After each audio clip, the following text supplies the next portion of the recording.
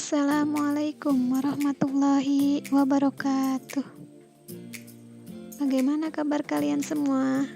Semoga baik-baik saja ya.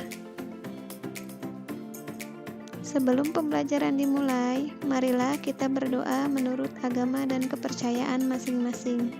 Berdoa dipersilahkan. Berdoa selesai. Karena keadaan masih pandemi COVID-19, Ibu selalu mengingatkan untuk menjaga 3M. Yang pertama, memakai masker. Yang kedua, mencuci tangan. Yang ketiga, menjaga jarak. Pada kesempatan kali ini, Ibu akan membahas tentang semangat kebangkitan nasional tahun 1908 dengan sub A. Kondisi bangsa Indonesia sebelum tahun 1908.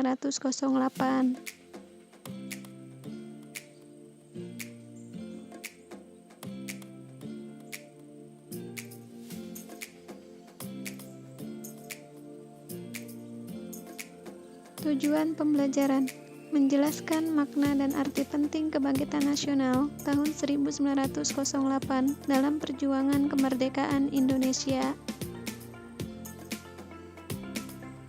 A. Makna kebangkitan nasional dalam perjuangan kemerdekaan. Ayo memaknai semangat kebangkitan nasional tahun 1908. Bapak Insinyur Soekarno pernah mengatakan, Tuhan tidak merubah nasib suatu bangsa sebelum bangsa itu merubah nasibnya. Maka dari itu, suatu bangsa tidak akan berubah manakala bangsa tersebut tidak mau mengubah dirinya sendiri. Nah, di sebelah kanan kalian ada gedung sekolah dokter ya, di Jawa, tempat berdirinya Budi Utomo. Nah, sekarang dijadikan gedung Museum Kebangkitan Nasional. Latar belakang kebangkitan nasional. Awal dimulainya penjajahan Belanda di Indonesia dimulai sejak didirikannya VOC pada tanggal 20 Maret 1602. Nah, sejak berdiri VOC, dimulailah berbagai bentuk kekerasan yang menimpa rakyat Indonesia. Disinilah mulai penderitaan rakyat Indonesia terjadi dalam berbagai segi kehidupan.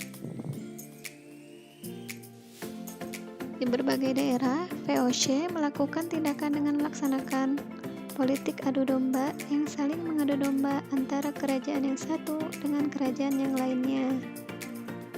Politik adu domba ini makin melemahkan kerajaan-kerajaan di Indonesia dan merusak seluruh sendi kehidupan di masyarakat.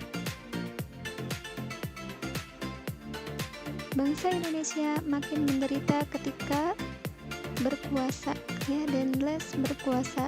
Nah, upaya kerja paksa ini atau kerja rodi guna membangun jalan sepanjang Pulau Jawa untuk kepentingan militer membuat rakyat makin menderita. Nah, di sini penderitaan berlanjut ya, karena Belanda kemudian menerapkan tanam paksa. Nah, peraturan tanam paksa di sini diterapkan oleh Gubernur Jenderal Hindia Belanda Van den Bosch ya pada tahun 1828. Sistem tanam paksa mewajibkan rakyat menanami sebagian dari sawah atau ladang mereka dengan tanaman yang ditentukan oleh pemerintahan dan hasilnya diserahkan kepada pemerintah. Tanam paksa menyebabkan rakyat diperas bukan hanya tenaga melainkan juga kekayaannya, sehingga mengakibatkan banyak sekali rakyat yang jatuh miskin serta adanya penindasan karena tidak memperhatikan nilai kemanusiaan.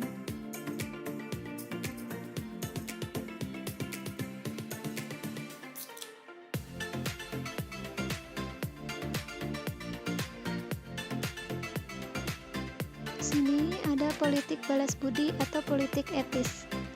Merupakan suatu pemikiran yang menyatakan bahwa pemerintahan kolonial memegang tanggung jawab moral bagi kesejahteraan pribumi.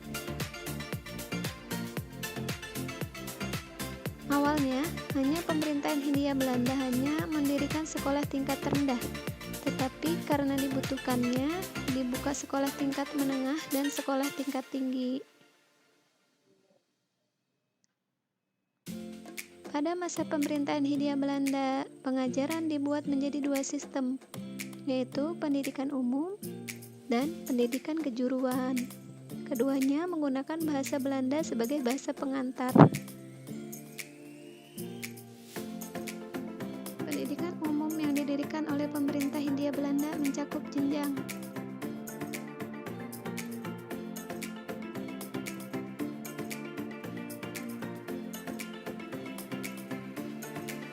ada HIK, ada Hoger School dan Ospia. Gedung Stovia. Nah, di sini terdapat sekolah dokter Jawa yang disebut Stovia dan sekolah hakim tinggi. Di Bandung terdapat sekolah teknik tinggi.